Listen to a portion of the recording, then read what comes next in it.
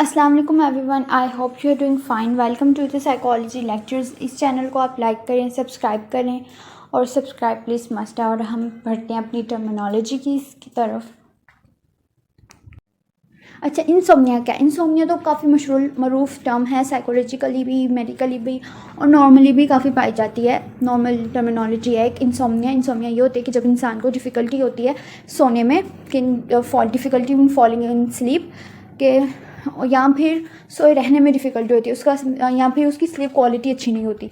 It's mean कि sleep quality अच्छी नहीं है, स्लीप ड्यूरेशन कम है, या फिर वो सोने के लिए जब लेटता है तो उसका काफ़ी देर बाद उसको नींद आती है, तकरीबन 1-2 घंटे तक वो लेटा रहे, फिर जाके कहीं नींद आती है। इट्स मीन कि स्लीप ऑनसेट डिले है, स्लीप क्वालिटी और क्वांटिटी वो डिस्टर्ब्ड है। तो फिर हम इंसोम्निया की बात करेंगे। इंसोम्निया है, इसका भी बाकायदा क्राइटेरिया था कि इतने महीनों तक, 1 हफ़्ते में 2 दिन ऐसा होना चाहिए आपके साथ, 2 से 3 दिन ऐसा होना चाहिए, फिर जाके फिर हम कहीं इसको कहते हैं कि अच्छा ये इंसोम्निया है।